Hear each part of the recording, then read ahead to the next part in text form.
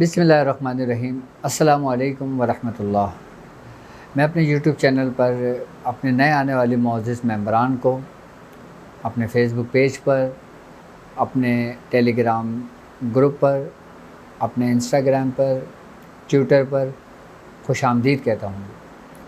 और आज मैं आपको बताता चलूँ कि मुझे ख़ुशी इस बात की है कि मेरी जो वीडियोज़ हैं, जो प्रैक्टिस ऑफ मेडिटेशन के हवाले से हैं, इल्मुल अदात के हवाले से हैं, वो आप लोगों ने बहुत पसंद की। और मैं सबसे पहले कुछ लोगों का शुक्रगुज़ार हूँ और उनका शुक्र अदा करना चाहता हूँ। एक हमसे मोहब्बत करने वाले, इंडिया में उनका ताल्लुक़ है और दिल्ली में वो रहते हैं और वो प्रोफ़ेसर हैं और सैयद बिलाल अहमद उनका नाम है। मैं आपका शुक्रिया अदा करता हूँ कि आप मेरे लेक्चर जो हैं वो हिंदी ज़बान में ट्रांसलेट कर रहे हैं और गुजराती ज़बान में ट्रांसलेट कर रहे हैं, और कुछ लोग मेरे लेक्चर्स इंग्लिश ज़बान में ट्रांसलेट कर रहे हैं। ख़ासकर मेरी बहन एक डॉक्टर हैं, दुबई से उनका ताल्लुक़ है और वो मेरी बहुत अच्छी बहन है। वो माशाल्लाह मेरे लेक्चर और बाकायदा मियाँ हुज़ूर के लेक्चर्स इंग्लिश में ट्रांसलेट करती हैं, तो मैं उनका भी शुक्रिया अदा करता हूँ। और बहुत सारे लोग हैं जो मुख्तलिफ़ ज़ुबान में मेरे जो प्रोग्राम हैं, जो मेरे लेक्चर्स हैं, वो मुख्तलिफ़ ज़बानों में ट्रांसलेट कर रहे हैं। और वक्तन फ़वक्तन जब वो ट्रांसलेट मेरे पास आती है तो जो हमारा ग्रुप है टेलीग्राम का, मैं उसके अंदर उस PDF फॉर्म को मैं उस ग्रुप में भेज देता हूँ। नाज़रीन, आज हमारा प्रोग्राम करने का मकसद प्रैक्टिस ऑफ मेडिटेशन के हवाले से कुछ अहम गुफ्तगू करनी थी और कुछ बातें थी जो आप लोगों से शेयर करनी थी और कुछ बातें थी जो आप लोगों को समझाना था। प्रैक्टिस ऑफ मेडिटेशन में जो लोग मेरे साथ पहले दिन से चल रहे हैं, अल्हम्दुलिल्लाह उनको मेरे साथ चलते हुए 3 महीने हो चुके हैं, और जो 3 महीने से मेरे साथ इस सफ़र में शामिल हैं उन लोगों के लिए बहुत खुशखबरी भी है और कुछ अहम पैगाम भी है। आइए हम अपने प्रोग्राम का आगाज़ करते हैं और हम बताते हैं कि उस 3 महीने में कुछ लोगों ने क्या क्या खोया और क्या क्या पाया। आइए हम उस पर नज़र डालते हैं।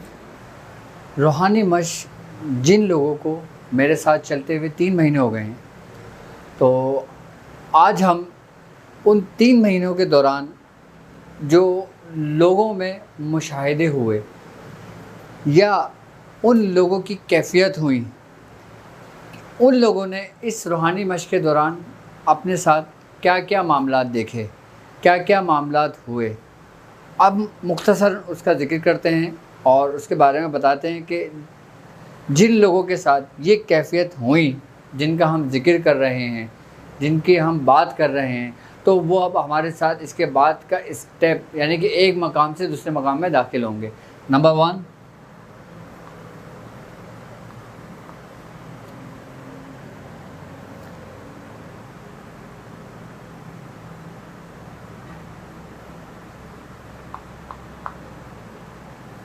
नुक्ते का गायब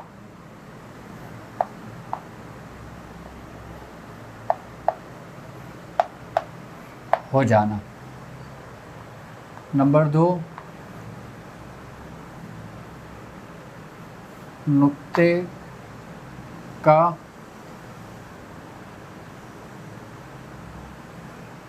अपनी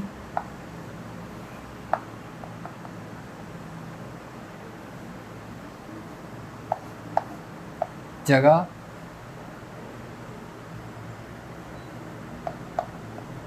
छोड़ना।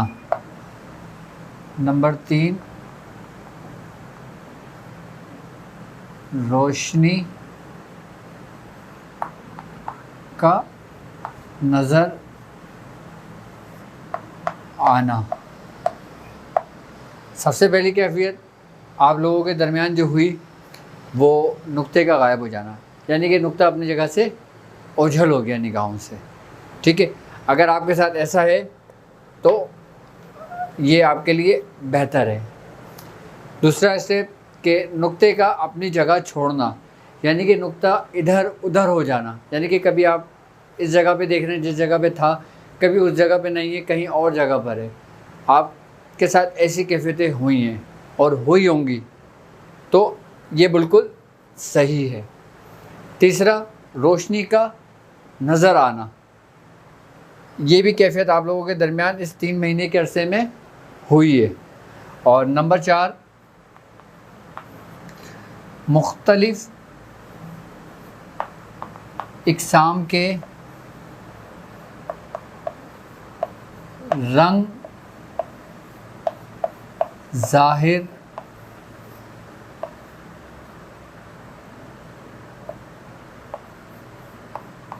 होना।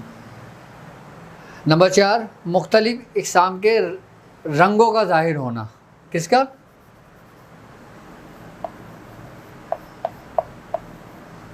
मुख्तलिफ इक़साम के रंगों का ज़ाहिर होना, ये भी अच्छी अलामत है। आई बात समझ में? अब मैंने पिछली वीडियो में आपको मुख्तलिफ रंगों को, रोशनियों को अपने अंदर जज़्ब करने का तरीक़ेकार समझाया था। आई ना बात समझ में? अब 5वां है हमारा कि जिस्म का हल्का होना, यानी कि जिस्म हमारा बिल्कुल रिलैक्स हो गया। ठीक है। नंबर 6, वसवसे और ख़यालात का कम होना। ठीक है। रोशनी का नज़र आना बेहतर है। अच्छा, मुख्तलिफ इक़साम के रंगों का ज़ाहिर होना और फिर उस रंगों को अपने अंदर जब्स करना, उसको अपने अंदर महफूज करना, और फिर मैं इन रंगों का इस्तेमाल करने का तरीका समझाऊंगा इंशाअल्लाह ताला। ठीक है। उसके बाद है जिस्म का हल्का होना, यानी कि रिलैक्स हो जाना, एक दिली सुकून का मिलना। आई ना बात समझ में? यानी कि जिस्म हमारा बिल्कुल रिलैक्स हो जाता है, हम बिल्कुल इत्मीनान पा लेते हैं, हमें एक सुकून सा मिलता है, एक खुशी सी मिलती है हमें। ये वो कैफियतें हैं जो 3 महीने के दौरान आप लोग मेरे साथ चलें, उनके साथ ये कैफियतें हुई हैं। और छठी कैफियत जो थी, वसवसे और ख़यालात का कम होना, यानी कि हमारे अंदर जो वसवसे हो रहे थे, जो ख़यालात हमें आ रहे थे, उनका रेशो कम होना। और 7वां जो है वो है जनाब मुख्तलिफ अशकाल का नज़र आना। वो जो डॉट है जो आप लोग देख रहे हैं, अब जब आप इस स्टेज पर आएँ तो इसमें आपको मुख्तलिफ शक्लें नज़र आई हैं और बिल्कुल वाज़ेह नज़र आई हैं आपको। अच्छा, अब ये शक्लें किन की हैं, ये क्या हैं और इसकी क्या हकीकत है, उस पर थोड़ी सी मैं पहले बात कर लेता हूँ। ये जो डॉट के दौरान जो हमें ये शक्लें नज़र आती हैं, ये बेसिकली जिन्नात होते हैं, शयातीन होते हैं। अच्छा, अब हमें कैसे पता चलेगा कि ये जिन्नात हैं या शयातीन हैं या वो चीज़ें जो हम उसको हाजिर करना चाहते हैं? इसकी मुख्तलिफ़ तरीक़ेकार होते हैं पता करने के कि हम किस तरीके से पता करेंगे। अब जब हम डॉट कर रहे होंगे, हमें वो चीज़ शक्ल नज़र आएगी। अगर वो किसी मुसलमान जिन्नात की होगी या मुसलमान जिन्नात वो होगा, तो हमें एक खुशबू सी महसूस आएगी, जैसे अतर की खुशबू होती है, परफ्यूम की खुशबू होती है, एक अच्छी खुशबू होती है जो हमें फ़ील होता है। आई बात समझ में? तो ये इस चीज़ की अलामत है कि जो जिन्नात हैं ये मुस्लिम जिन्नात हैं। अच्छा, ये जो डॉट का जो मरकज़ है जिसके बारे में मैं अभी आपको समझाऊंगा, बताऊंगा, इसके ऊपर जिस जिन्नात की ड्यूटी लगी हुई है, जिन मौकलान की ड्यूटी लगी हुई है, उनके क्या नाम है, हम उनसे भी आपका बात करने के तरीक़ेकार समझाऊंगा और उनके बारे में भी आपको बताऊंगा मैं आपको। ठीक है। मुख्तलिफ़ अशकाल का नज़र आना। अब जिस तरीके से अगर कोई आपको ऐसी शक्ल नज़र आती है जो आपको एक भयानक शक्ल महसूस होती है, यानी कि उसको देख के आपको एक खौफ सा महसूस होता है, तो वो शयातीन जिन्नातों की होती है। अच्छा, जब शयातीन जिन्नातों की अशकाल आपको नज़र आती है, ज़ाहिर होने शुरू होती है, तो एक बदबू सी हमें फ़ील होने लगती है। अच्छा, ये स्मेल और खुशबू उसी वक्त हमें फ़ील होगी कि जब इन शक्लों का ज़हूर होगा, यानी कि ये शक्लें जब हमें नज़र आएंगी, ज़रूर तो नहीं कह सकते, लेकिन जब शक्लों का नज़र जब आती है ना, तो फिर हम क्या कहेंगे, फिर हमें खुशबू और बदबू का सिलसिला हमारा शुरू होगा कि हम फिर किस चीज़ को देख रहे हैं, किस चीज़ से बात कर रहे हैं।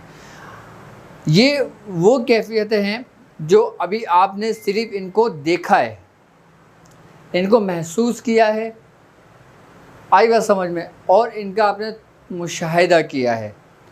अब इन्हीं चीज़ों का जो आप लोगों ने देखा है, अब मैं आपको इसका इस्तेमाल करने का तरीक़ेकार समझाऊंगा कि अब हम इसको कैसे इस्तेमाल करेंगे।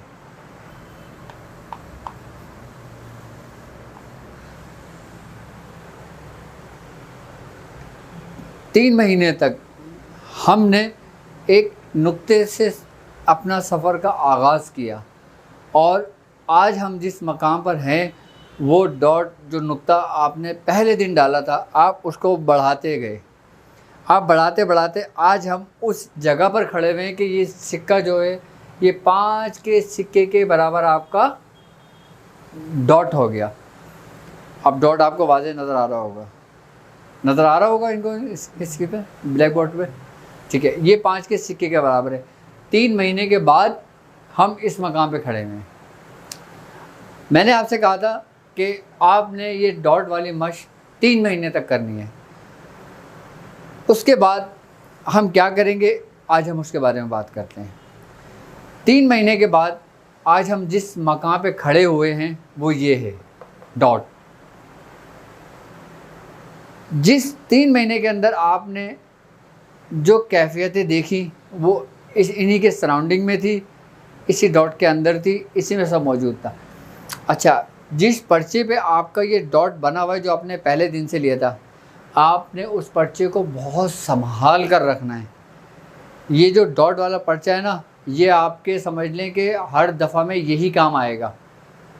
और मैं तो आपसे ये कहता हूँ, बल्कि आप इस पर्चे को जो ना एक फ्रेम बना लें और उसको फ्रेम के अंदर लगा लें, ताकि ये महफूज हो जाए, कागज़ फटे ना, कागज़ ख़राब ना हो और कागज़ गंदा ना हो।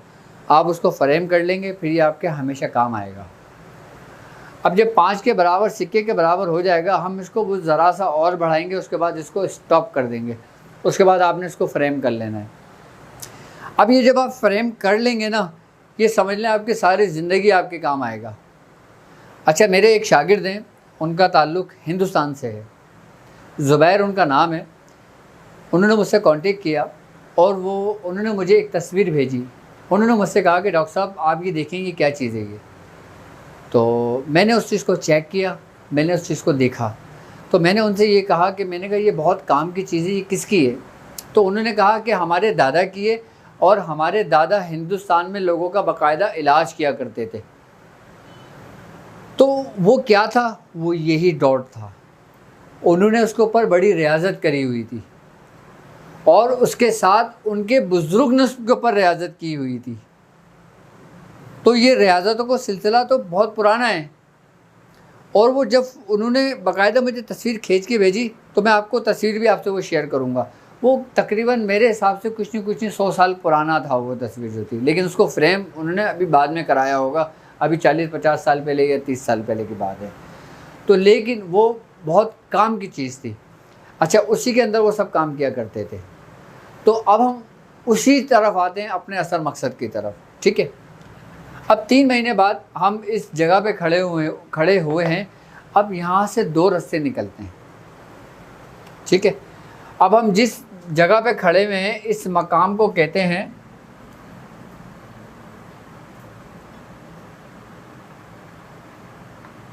अजायबात की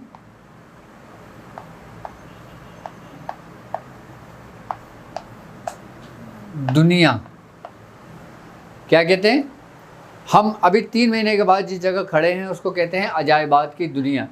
ये जो आपका 5 के सिक्के के बराबर डॉट है ना, ये अजायबात की दुनिया है। ये समझ लें कि ये एक ऐसा फ्रेम है आपका, एक ऐसी चीज़ है आपके लिए कि जैसे कोई एलईडी होती है, एलसीडी होती है, ठीक है। आप उसमें कनेक्शन लगाते हैं, आप अपनी मर्ज़ी का कोई भी चैनल इसमें देख लेते हैं। ये एक दुनियावी मिसाल मैंने आपको दी है।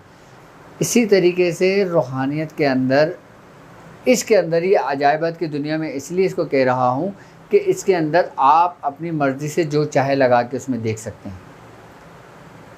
इसके अंदर हम हाज़रात भी करेंगे, इसके अंदर हम बताएंगे कि और क्या क्या काम हो सकते हैं। इसके अंदर हम मरीज़ों का हाल मालूम करने का तरीका समझाएंगे। इसके अंदर हम मुख्तलिफ़ बीमारियों के इलाज करने के तरीके बताएंगे। जब ये चीज़ आपकी जारी हो जाएगी, जारी होने से मुराद ये कि इसके कनेक्शन जुड़ जाएंगे, तो उसके अंदर एक रोशनी पैदा हो जाएगी जो आप खुद अपनी आंखों से उसके अंदर देखेंगे।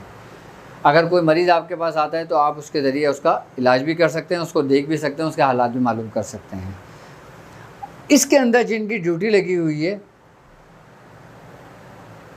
आप उनसे रहनुमाई भी ले सकते हैं। वो आपको इसमें ज़ाहिर भी होंगे, वो आपको इसमें नज़र भी आएंगे। उसके भी मैं तरीक़ेकार वक्तन फ़वक्तन आहिस्ता आहिस्ता आपको बताता रहूँगा और आपको समझाता रहूँगा इसमें। अब मैं अपनी असल की तरफ आता हूँ कि अब हम अजायबात की जो दुनिया है इस जगह पे खड़े हुए हैं। अब यहाँ से दो रास्ते निकलते हैं। अब थोड़ा सा तवज्जो से सुनिए। यहाँ से ये दो रास्ते निकल रहे हैं। एक रास्ता जा रहा है अमलियात,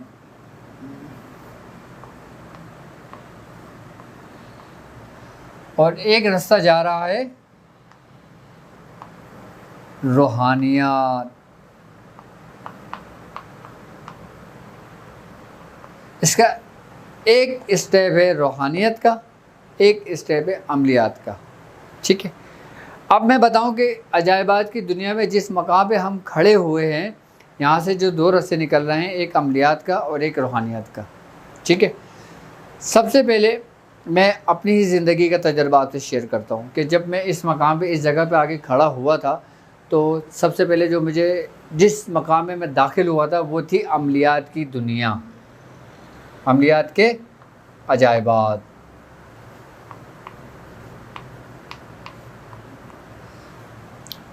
मैंने डॉट की दुनिया से, अजायबात की दुनिया से सबसे पहले जिसमें कदम रखा था वो थी अमलियात के अजायबात। आई बात समझ में? और अमलियात के अजायबात में मैंने तकरीबन 5 साल क़याम किया, यानी कि 98 से लेकर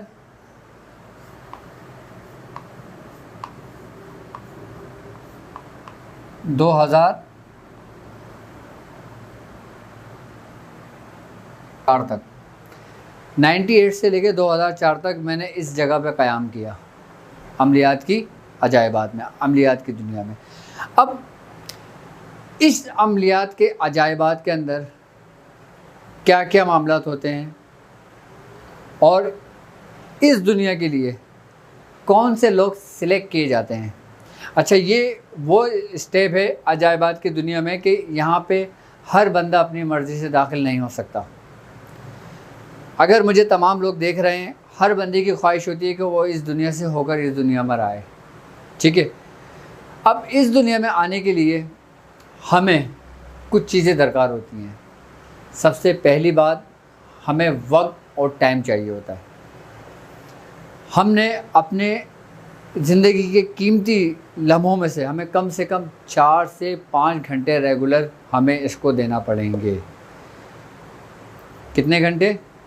4 से 5 घंटे हमें अजायबात, अमलियात की दुनिया को देना पड़ेंगे।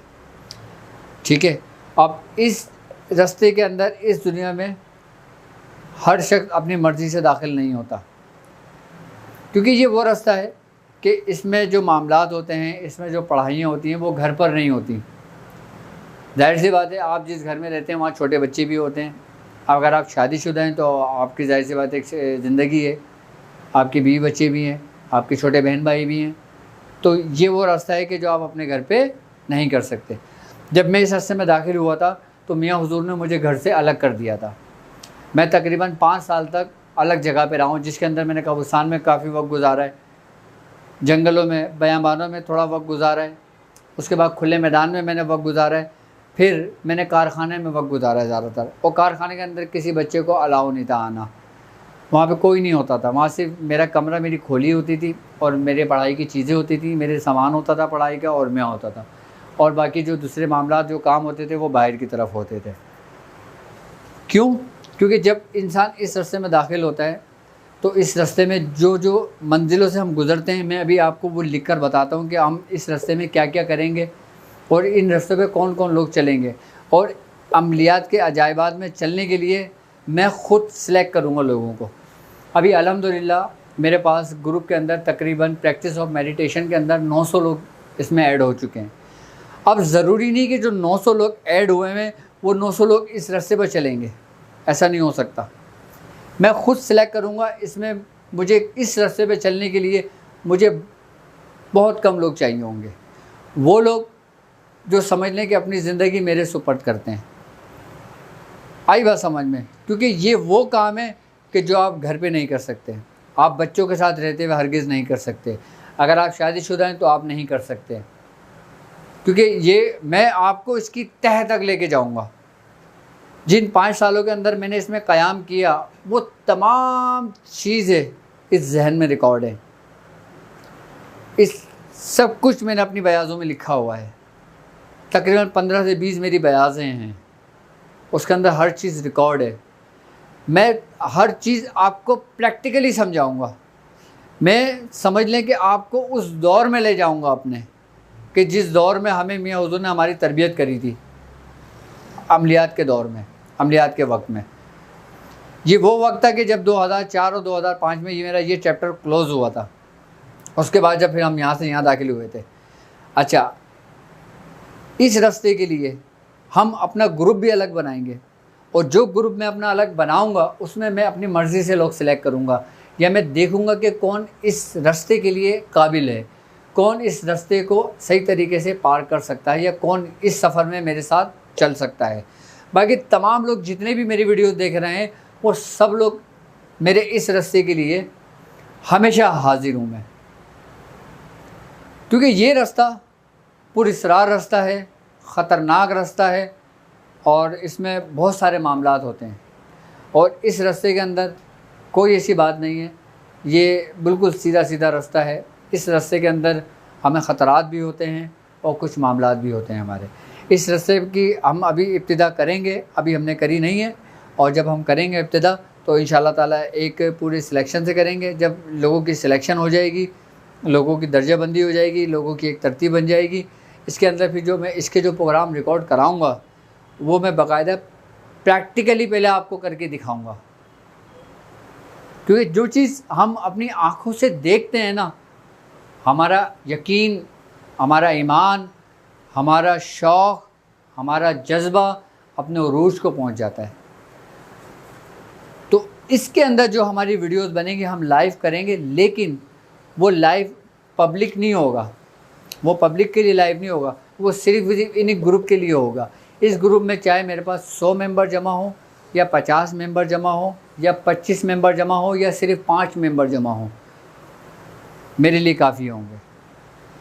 क्योंकि मुझे पता है कि अगर मैंने उन 5 लोगों को तैयार करा तो वो ऐसे ही अपने साथ मेहनत और अपने लगन के साथ उस रास्ते पे चलेंगे, तो इंशाअल्लाह ताला ये ज़रूर रास्ता चलता रहेगा। और इस रास्ते पे चलने के लिए आप ये बात जहन से निकाल देना अपने कि आप इससे दुनिया हासिल करेंगे। और मुझे अच्छी तरीके से इस चीज़ का पता होगा कि कौन शख्स दुनियावी मकासद के लिए हासिल करेगा, कौन शख्स इसको सीखने के लिए करेगा, जो अपने शेख के अतात करेगा।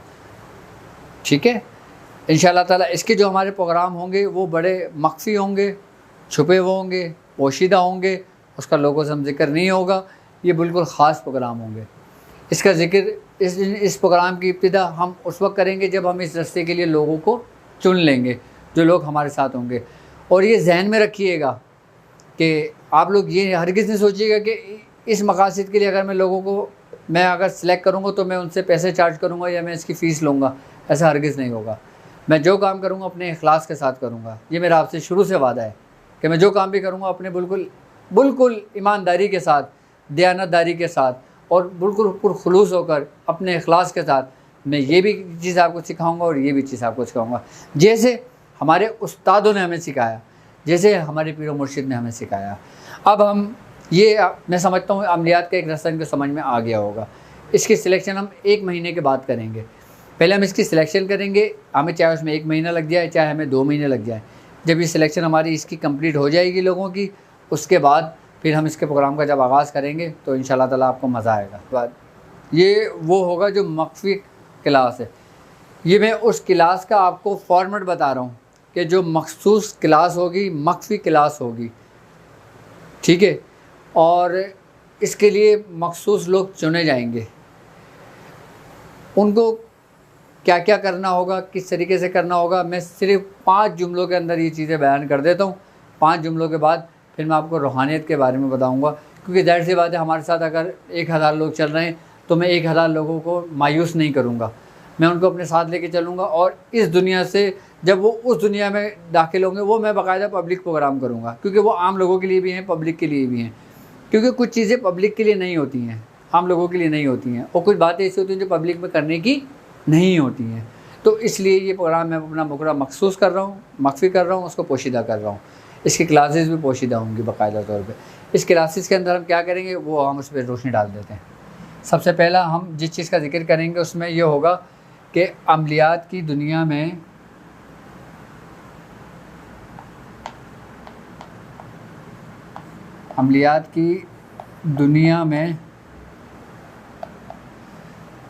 इंसानी जिस्म के पुरअसरार मकामात,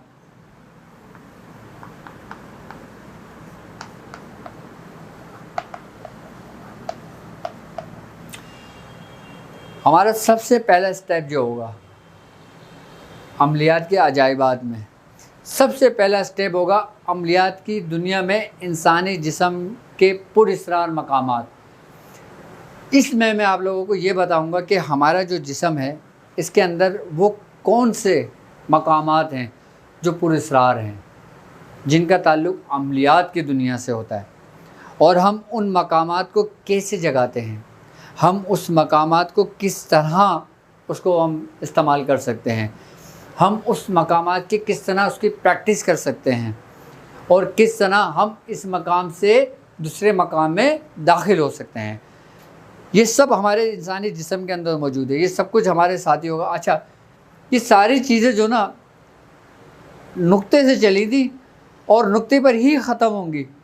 अभी नुक्ता ख़त्म नहीं होगा, हमारा डॉट ख़त्म नहीं होगा। अभी 5 का जो सिक्का चल रहा है ना, ये चलता रहेगा, ये एंड तक चलता रहेगा, ये आपकी आखिरी सांस तक चलता रहेगा, क्योंकि ये बड़ी अजीब दुनिया है, ये बड़े अजाइबात की दुनिया है। ये आई ना बात समझ में।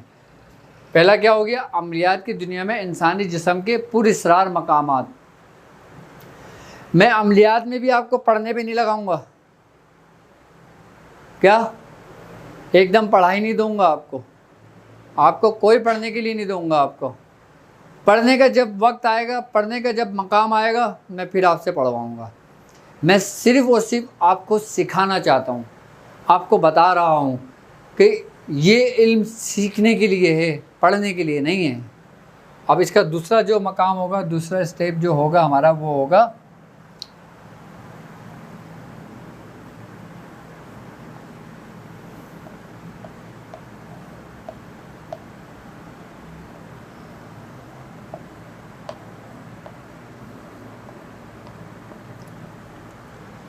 हाज़रात की दुनिया। दूसरा स्टेप जो हमारा होगा, ये सब सिर्फ और सिर्फ मैं फॉर्मेट आपको इसलिए बता रहा हूँ कि ये अगर आम हो जाती हैं तो इसमें कोई ऐसा मसला नहीं है, क्योंकि जब हम प्रैक्टिकली करेंगे सब कुछ तो हम मखसूस क्लास में इसका आगाज़ करेंगे, ठीक है। क्योंकि ये वो चीज़ें जो आम लोगों के लिए नहीं होती हैं, लेकिन मैं समझा इसलिए रहा हूँ ताकि आपकी दिलचस्पी, आपका शौक़ और आपका जज्बा और आपका जुनून बढ़े, और आपको पता चले कि आप जिस रस्ते पे चल रहे हैं अल्हम्दुलिल्लाह आप मायूस नहीं हैं। हज़रात की दुनिया में हम क्या करेंगे, हज़रात की दुनिया में ये जो आपका 5 का सिक्का है, इसके अंदर हम हाज़रात करेंगे, और बाकायदा हम हाज़रात करेंगे भी, हाज़रात दिखाएंगे भी, हम हज़रात से बात भी करेंगे, और इसके तरीक़ेकार भी समझाऊंगा आपको, और बाकायदा इनसे आप ख़ुद गुफ्तगू भी करेंगे। जो कुछ आपने सवाल पूछना हो वो सवाल भी पूछेंगे, जो कुछ काम लेना हो वो काम भी लेंगे, जो काम आपने देना हो वो काम भी देंगे आप। इस सब्जेक्ट में ये होगा। ये कोई एक दिन में नहीं हो जाएगा, ये कमेंट्स नहीं करने बैठ जाना कि हकीम साहब, आप डॉक्टर साहब, हम एक दिन में करेंगे, हम एक हफ्ते में करेंगे, या एक महीने में कामिल हो जाएंगे। ये सारा सफ़र हमारा, मैंने आपसे 7 साल मांगे थे, ये जहन में रखना अपने, ठीक है। लेकिन कमाल की चीज़ें मैं आपको सिखाऊंगा और बताऊंगा इंशाल्लाह। नंबर 3,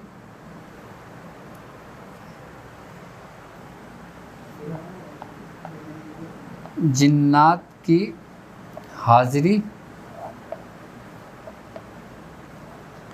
और उनसे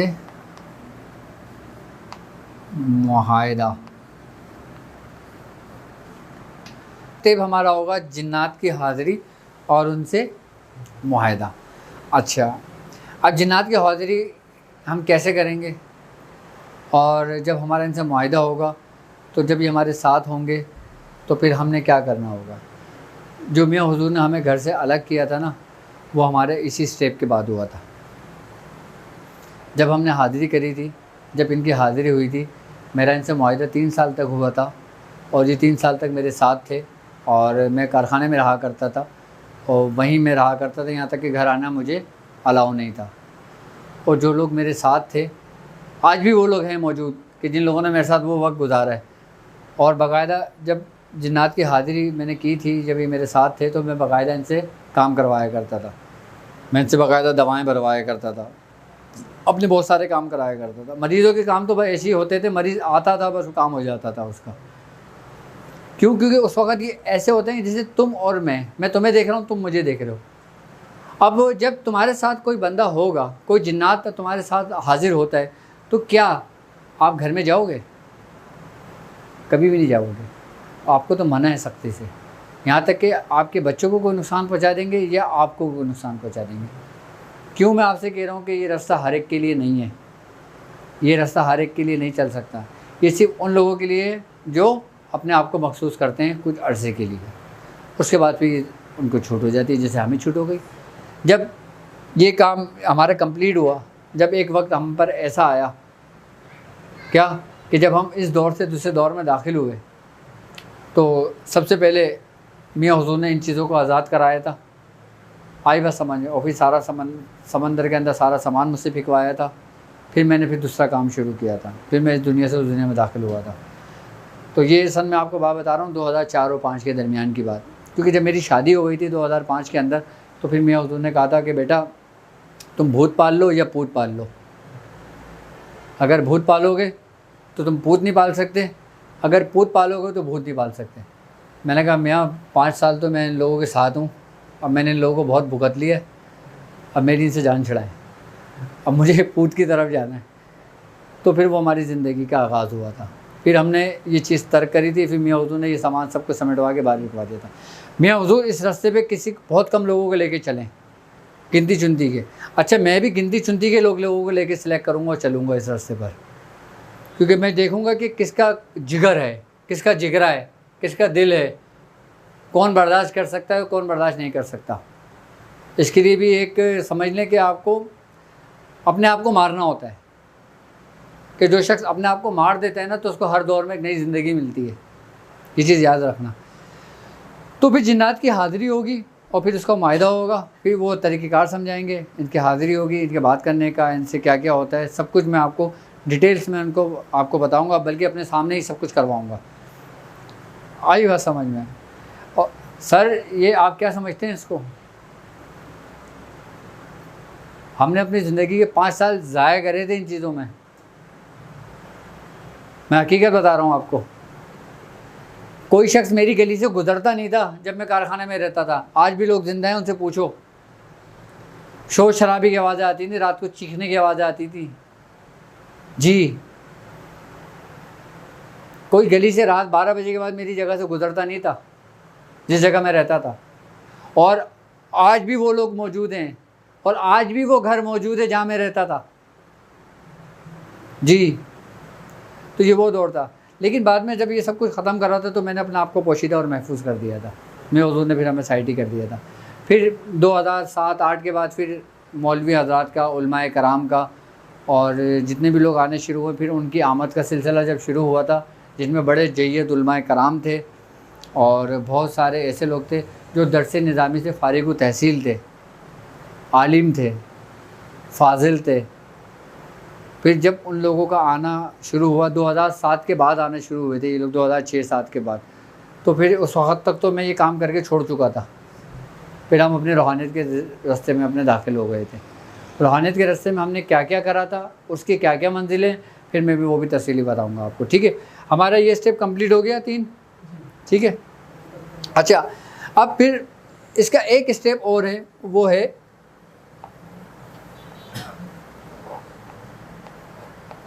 जादू का मुकम्मल इलाज। चौथे स्टेप में मैं आपको सिखाऊंगा जादू का मुकम्मल इलाज, कि जादू कितने भी किस्म के हों, जादू कितने भी किस्म के क्यों ना हों, फिर मैं इनके ज़रिए, क्या इन्हीं जिन्नात के ज़रिए, इन्हीं मौकलान के ज़रिए फिर मैं आपको बताऊंगा कि जादू का इलाज कैसे होता है, कि गड़ी हुई चीज़ें कैसे निकाली जाती हैं, हिंदुआनी चीज़ें किस तरीके से कंट्रोल की जाती हैं, शयातीन को किस तरीके से जलाया जाता है। सर ये हर चीज़ प्रैक्टिकली होगा, ये ज़बानी कलामी कुछ नहीं होगा कि मैंने आपको बता दिया इतना पढ़ लो ये हो जाएगा, ये सामान रख लो ये हो जाएगा, वो कर लो, कुछ नहीं होगा। नहीं, मैं सब कुछ प्रैक्टिकली सब कुछ अपने सामने रखूँगा और आपको अपने सामने बिठा के दिखा के सब कुछ कराऊँगा।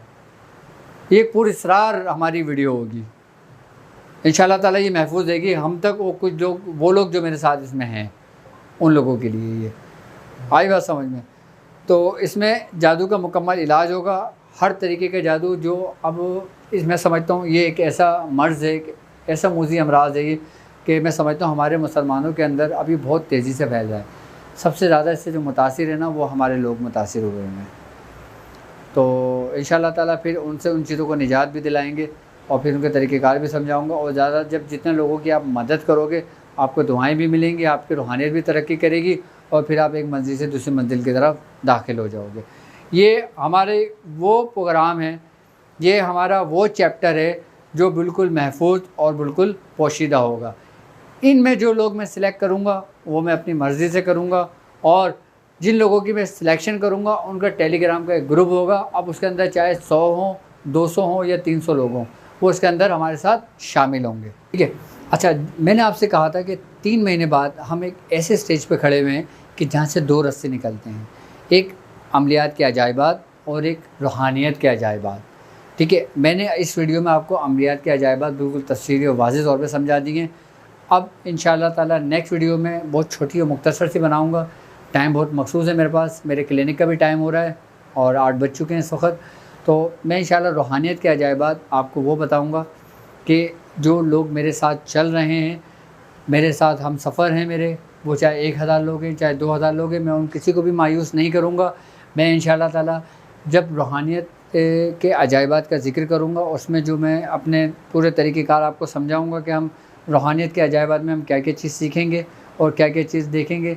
हम उसमें सिलसिले के मामलात को सीखेंगे, ज़िक्र व अस्कार करेंगे। हम उसके अंदर वो चीज़ सीखेंगे जो समझ लें कि रूहानियत की दुनिया में बहुत अजाइबात हैं।